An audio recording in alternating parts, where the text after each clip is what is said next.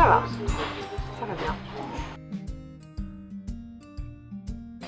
Brut de bonheur en fait a pour vocation de redonner à chacun d'entre nous la capacité à faire des choix de santé qui soient de bon sens, responsables et surtout qui correspondent à la personnalité de chacun, à sa réalité du quotidien, son rythme de vie, sa structure familiale, etc. Voilà. C'est vraiment se réapproprier toutes les connaissances dont on a besoin, que ce soit comment fonctionne mon corps, comment fonctionne mon foie, mon système digestif, voilà. Comment récupérer toutes les bonnes informations et faire le tri, parce qu'aujourd'hui à la télé, dans les journaux, dans les magazines, il y a tout un tas d'informations qui circulent sur ma santé. Je dois manger sans gluten, je dois arrêter de manger des produits laitiers, les perturbateurs endocriniens, enfin tout ça c'est une masse d'informations incroyable.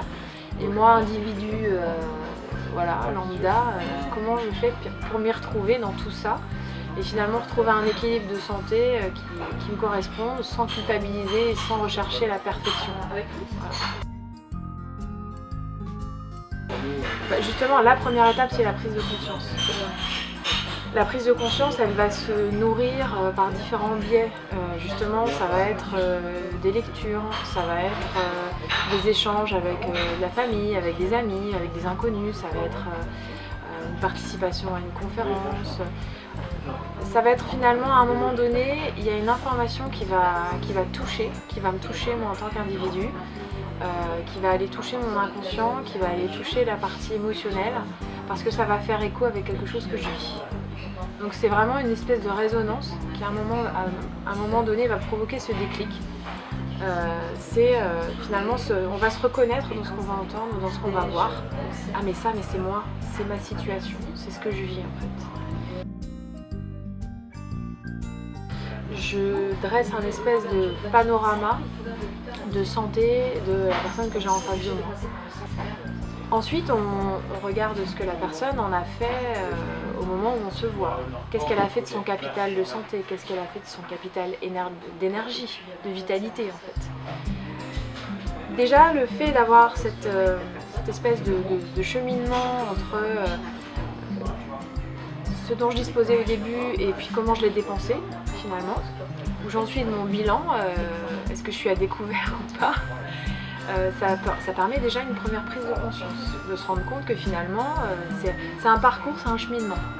Et quand on est coupé de son corps, c'est un peu plus compliqué effectivement de prendre conscience que par exemple ce que je vais manger à midi va avoir un impact sur mon système digestif et va avoir un impact sur le reste de ma journée de travail, sur ma concentration, sur ma capacité à avoir un rythme de travail soutenu, etc. Il y a tout d'abord le côté on va dire, douceur et respect.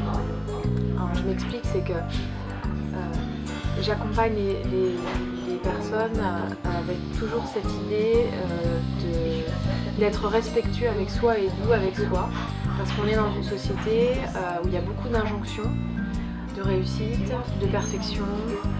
Une autre idée, c'est qu'il faut aller vite, que changer, ça peut se faire comme ça en un claquement de doigts, c'est faux. Chacun a son rythme, mais la première personne qui doit être convaincue de ça, c'est la personne elle-même, c'est celle que j'accompagne. Elle doit être convaincue qu'elle a son propre rythme et qu'elle doit le respecter, et que c'est vraiment un premier, ça va être vraiment la fondation de l'accompagnement. Vraiment de donner des clés pour que chacun puisse être autonome le plus rapidement possible.